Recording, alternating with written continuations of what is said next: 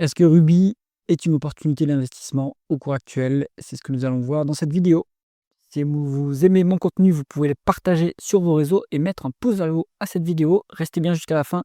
Je vais vous donner mon avis sur Ruby. Et enfin, si vous souhaitez devenir membre de la chaîne, vous pouvez le faire en cliquant sur le bouton rejoindre et vous aurez accès en avant-première aux vidéos de la chaîne. Alors, Ruby, qu'est-ce qu'ils font? C'est une entreprise qui est spécialisée dans la distribution d'énergie, surtout des produits pétroliers, du bitume aussi en Afrique, du GPL en Europe, des carburants d'aviation aux Caraïbes. Ils ont aussi des stations-service en Afrique et ils font de l'énergie renouvelable avec la filiale Photosol en Europe. C'est une activité qui marche pas terrible, hein, mais bon, malgré tout, ça continue à se développer. Et ils font aussi de l'hydrogène, ils ont une participation dans Hydrogène de France. Bon, dans l'actualité récente de Ruby, il n'y a pas grand-chose à signaler depuis, on va dire la fin 2025. L'entreprise continue à exécuter son plan stratégique. L'année 2025 devrait être plutôt pas mauvaise. Et puis, on va avoir les résultats début mars 2026. On va regarder les chiffres. Ici, je suis sur Fiscal AI. Si vous souhaitez vous y abonner, vous avez 15% de réduction via le coupon dans le commentaire épinglé de cette vidéo. On regarde le cours de l'action. Ça n'a rien fait, strictement rien fait depuis 10 ans. 32,68 € il y a 10 ans, 32,64 € actuellement. Bon, pas terrible.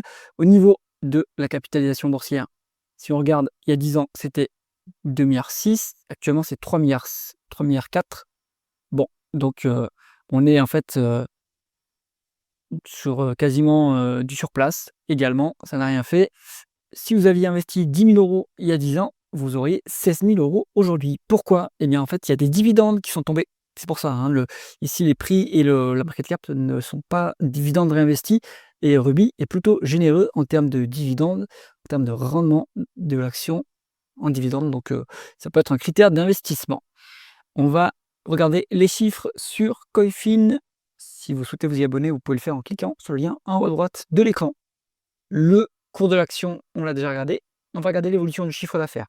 On voit que en médiane, c'est 8%, c'est plutôt élevé. Sur les quelques dernières années, c'est beaucoup moins élevé, hein. On est sur une décroissance en glissement annuel à juin 2025. Attention, on est sur une entreprise de distribution. Dans le chiffre d'affaires, il y a aussi la matière première qu'on va distribuer. Donc, il faut regarder plutôt la marge commerciale pour cette entreprise et la croissance des volumes. Et ils sont bien en croissance, ces volumes, parce que l'entreprise continue d'investir dans les nouvelles activités, hein. Le bitume, par exemple, c'est une activité quand même relativement récente. Donc, ce qui est important, c'est voilà, ces volumes, et ils continuent d'augmenter voilà, tranquillement, 3% par an. Ce n'est pas une société de croissance, mais on est sur un business très stable, très résilient. On est sur un produit qui est indispensable. Donc, il y a finalement assez peu de risques sur Ruby, sauf si on fait des transitions vers l'énergie électrique qui se passe mal. On va en parler après. Beaucoup d'acquisitions sur 10 ans, c'est en fait une entreprise qui croît par acquisition, 6 milliards d'acquisitions. Et c'est quasiment leur seule source de croissance en réalité, hein, c'est ces acquisitions. Et malheureusement, ils ont surpayé en 2020, ils ont surpayé Photosol, donc l'activité d'énergie renouvelable, du photovoltaïque, qui en fait tarde à délivrer des résultats et qui engloutit beaucoup de dépenses en capital pour l'instant pas beaucoup de résultats. Bon, au niveau des taux de marge, on est dans la distribution de produits, donc le taux de marge brut est pas très élevé, 26%, c'est quand même pas si mal, hein, quand même. C'est cyclique, hein, ça va dépendre aussi de la variation des matières premières. Ils n'ont pas un pouvoir de fixation des prix. Ils ne peuvent pas répercuter facilement les variations de prix. Ils peuvent les répercuter, mais il y a toujours un effet retard. Donc ça va dépendre des contrats qu'ils ont avec leurs clients, qui sont aussi souvent des États, hein. Donc en Afrique, parfois, ils ont du mal à changer les termes des contrats. Le taux de marge d'EBITDA est à 10%, proche de la médiane à 11,6%, c'est pas si mal, hein. Il y a une bonne efficience opérationnelle, on voit qu'ils arrivent quand même à amortir un peu les variations du taux de marge brut, donc ça c'est quand même un signe de bonne gestion opérationnelle. Le taux de marge net proche de la médiane à 5,7%, la médiane est à 6%, on est plutôt pas mal à ce niveau. Et puis les free cash flow, c'est souvent malheureusement en dessous du résultat net, parce que c'est intensif en capital cette activité, et parfois ils ont en plus des variations de besoins en fonds de roulement positives qui leur mangent tout leur free cash flow. Donc là, ça c'est un point à surveiller sur Ruby. On va dire que sur 2022, c'était terrible, hein, ici. Forte inflation, ils ont mis du temps à répercuter les hausses de prix, donc la variation du besoin en fondement a été énorme. Ça les a beaucoup impactés et en même temps, ils faisaient financer les CAPEX de Photosol. Bon, l'avantage de Photosol, c'est qu'ils peuvent financer beaucoup par l'endettement et c'est un endettement qui coûte pas très cher, mais bon, ça a quand même impacté les free cash flow, assez violemment, hein, tout en continuant à payer du dividende. Alors, compliqué, compliqué. Bon, là, on revient sur quelque chose qui est plus qualitatif depuis 2023. Ça s'améliore grandement avec un taux de marge de free cash flow à 5,3%. Alors, c'est pas le Pérou non plus, mais c'est pas mal. On est sur une bonne génération de free cash flow à ce niveau. On va dire que le gros enfin, les années 2022, c'est pour ça que le cours s'est effondré complètement, hein, depuis 2020. Mais ça a été terrible ici, hein. Il n'y avait pas du tout de free cash flow. Donc, les actionnaires avaient peur que le management plante l'entreprise. Bon, alors, au niveau de la conversion de bénéfices nets en free cash flow, voilà, le problème, c'est ça, hein. Il y a quand même un bon décalage, hein, ici. Il manque 1 milliard, presque 2 milliards de free cash flow par rapport au résultat net. Le besoin en fonds de roulement, il est positif.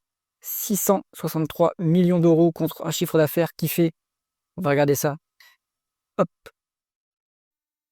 ce chiffre d'affaires, j'ai 6,6 milliards, presque, bon, ça reste correct. 10% 10% du chiffre d'affaires en besoin en fonds de roulement, c'est pas si mal, hein, il y a pire, vraiment.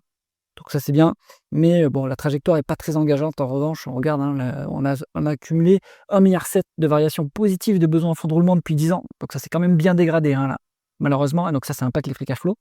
Et puis, si on regarde les dotations d'amortissement face aux dépenses en capital et autres éléments non cash, on voit ça, hein, aussi. Une grosse différence entre les CAPEX et les dépréciations amortissement. Donc, on continue à croître, à faire de la dépense en capital pour la croissance organique. Donc, il doit financer l'activité traditionnelle et aussi l'activité photosol. Donc ça coûte cher en CAPEX. Il y a 2 milliards d'autres éléments non cash. Je pense qu'ils amortissent les écarts d'acquisition là-dedans. Il faut regarder aussi s'ils passent des provisions. Donc là, il faut aller dans le tableau de flux de trésorerie. Donc, avec tous ces éléments, on a l'explication de pourquoi en fait, les free cash flow sont plus bas que les bénéfices nets. Si vous voulez valoriser les fonds propres sur Ruby, il faudra prendre le price to free cash flow. Ça vous donnera une valorisation qui sera assez pessimiste malheureusement, mais plus conforme à la réalité. La rentabilité opérationnelle, on a le rendement des capitaux investis, 8%. On va aller voir le coût moyen pondéré du capital sur Fiscal AI après, mais à ce niveau-là, marginalement, il crée quand même un petit peu de valeur, hein. C'est la différence entre le rendement des capitaux investis et le coût moyen pondéré du capital. Il faut que ça soit supérieur à 0. Je pense que ça l'est quand même, hein, même à ce niveau. Même en médiane, ça l'est, mais on voit qu'ici, sur 2019-2020, c'était limite, hein. Là, il ne créait pas beaucoup de valeur. Bon, actuellement, ça s'améliore quand même, ça c'est pas mal. Au niveau de l'endettement, beaucoup de dettes à signaler, mais attention, il y a un mais, donc à peu près 3 fois l'EBITDA, 2,5 fois, on va dire. Il y a ce qui s'appelle, et en fait, ils ont 2 indicateurs. Ils ont la dette, le levier en termes de dette nette sur EBITDA et ils ont aussi ce qu'ils appellent, la dette nette corporate sur EBITDA, c'est-à-dire la dette hors Photosol. Parce qu'elle est particulière, la dette qui est logée dans Photosol, c'est qu'elle est, associée à un projet à chaque fois, donc un SPV, Special Purpose Vehicles, dans lequel on a les actifs du projet de Photosol, 80% de dette qui est amenée par des banques avec des taux d'intérêt attractifs, 20% de la dette qui est du reste qui est amenée par Ruby et la dette qui est amenée par les banques, elle est sans recours, c'est-à-dire que si le projet fait faillite, eh bien les créanciers ne peuvent se retourner que contre les actifs du projet. Donc ça sécurise un peu l'entreprise Ruby. Et en réalité, en dette financière nette corporate, ils sont à 1,5 d'après leur publication en termes de levier. Donc c'est plutôt pas mal. C'est plutôt, on va dire raisonnable. C'est un peu tendu comme situation d'endettement, mais c'est la nature de l'activité aussi qui veut ça. La rémunération de l'actionnaire, si on regarde le dividende et les actions en circulation. Donc un free cash flow à 347 millions d'euros sur les 12 derniers mois, un dividende à presque 300 millions d'euros. Donc on est presque à 90%, hein, de payout ratio en termes de free cash flow. Ça, c'est limite. Les augmentations de dividendes, maintenant, on n'a plus le droit qu'à 1-2% maxi, hein. Il y a plus d'augmentation de dividendes possible si les free cash flow ne repartent pas assez fortement. Donc ça va dépendre de, en fait, ce qui va se passer à la fois sur l'activité traditionnelle et aussi sur l'activité Photosol, mais pour l'instant, on voit toujours pas de profitabilité sur Photosol. Pendant un moment, ils se goinfraient un peu d'actions, les amis, les associés commandités, et on voit qu'il y avait beaucoup de dilution, et ça, c'était des actions qui étaient liées à leur plan de rémunération, hein, ils en prenaient pas mal. Vu que depuis 2020, les résultats sont pas terribles, eh bien, le nombre d'actions, maintenant est plutôt plat. Et il y a eu quelquefois des plans d'actionnariat salarié. Derrière, ils ont racheté des actions pour pour atténuer cet impact. Donc ça, c'est pas mal. Vraiment, l'actionnaire, il est calculé à 9,6%. On n'est pas du tout à ce niveau-là. Au niveau du dividende, on va dire que c'est... Ouais, c'est... pas que, hein. Alors oui, j'oublie, c'est que là-dedans, il y a un dividende spécial puisqu'ils ont cédé leur activité dans le stockage d'énergie. Et donc, ils ont cédé, rendu la plus-value sous forme de dividende spécial et le reste, ils l'ont investi, le capital qui est resté, en dehors de la plus-value, ils l'ont investi dans les activités autres que les activités de stockage. Bon, donc en fait, le niveau de dividende, il va être plutôt à 225 millions d'euros de mémoire. Et donc, bon, par rapport au free cash flow, ça reste quand même élevé, hein, ça reste quand même autour des 75%. Donc à surveiller quand même. Donc le rendement du dividende normal, sans le dividende spécial, on va être plutôt sur du 6,5 actuellement. Voilà. Ce qui reste intéressant hein, quand même. La valorisation en valeur d'entreprise sur EBITDA. La médiane, c'est 8,7. On voit complètement que le multiple s'est complètement ratatiné depuis 2020. Quand on se payait quand même cher, non, on se payait cher hein, au début de... Il y a 10 ans, on se payait quand même presque à 12 fois en médiane. Et puis là, ça s'est effondré. Ça a touché vraiment un plancher hein, à 5 fois. Donc c'est à peu près vers ce niveau-là que j'ai commencé à attraper du rubis. Voilà, là, ça repart. Hein. Le multiple, il commence à repartir un petit peu. Le marché est rassuré sur le profil de l'entreprise. On est à 7,1 actuellement. On est value encore hein, à ce niveau. Après, c'est pas une entreprise qui va demander des gros multiples. Hein. Il n'y a pas énormément de croissance. Donc je pense qu'on peut viser cette médiane en étant raisonnable. Au-delà, ça a commencé à être cher. Hein. On va comparer ce qui se passe dans l'industrie. Donc ici, sur Tiscalaï, je peux aller dans industrie. On va comparer sur quelques métriques des entreprises qui sont similaires. C'est d'ailleurs les entreprises qui sont citées dans les rapports financiers de Ruby en tant que concurrents. Donc on a Parkland Corporation, DCC et Vopak aussi. En market cap, bon, c'est à peu près la même chose. Hein. Ruby, c'est la plus petite. Mais bon, on va dire que c'est vraiment assez proche. Les rentabilités, eh ben, Ruby, d'après Fiscal.ai, est la plus rentable. D'accord, donc ça c'est bien. Et en multiple, ils calculent un multiple un peu plus bas que Coifin, donc bien sûr, il faut toujours comparer les chiffres. Bon, en fait, il y a une grande divergence entre les Vopak qui sont très chèrement valorisés apparemment. Alors ils ont peut-être eu un problème et c'est peut-être que l'EBITDA s'est effondré et que du coup le prix s'est pas encore assez ajusté. Il faut voir si c'est le cas. Sinon, si on exclut un peu cette outlier, là, on peut aller voir que finalement, comparé aux autres, on est dans le même niveau de valorisation. Il n'y a pas une énorme différence là. Dernier point que je regarde à chaque fois hein, dans la section modeling, ici ça vous permet de faire un DCF. Pour Umi, c'est pas très intéressant de faire un DCF, c'est une boîte de croissance. En plus, elle est décotée par rapport à ses multiples historiques, donc à mon avis, ça suffit pour valoriser. Et en plus, je pense que comme c'est une boîte qui fait du dividende régulier, vous pouvez faire un DCF simplifié avec la formule de... Alors, je crois que c'est la formule ça va être la formule de Gordon Shapiro, celle qui vous permet d'actualiser un dividende en fait à l'infini. Voilà. Bon, ça vous permet de faire valoriser combien ça vaut. Donc ici à titre indicatif, voilà, il ne vaut rien hein, ce DCF. Il faut mettre aussi, ici ce sont les hypothèses des analystes. Donc mettez vos propres hypothèses, hein, si vous allez sur Fiscal.ai, que vous créez un compte, mettez vos propres hypothèses pour valoriser. Mais je pense qu'on peut faire l'économie d'un DCF sur Ruby. Ce que je voulais vous montrer, c'est ce qui est calculé en tant que coût moyen pondéré du capital par le logiciel, 7,2%, et ça se décompose avec le coût de la dette. Elle est à 5% cette dette-là. Oui, ça me semble... quoique.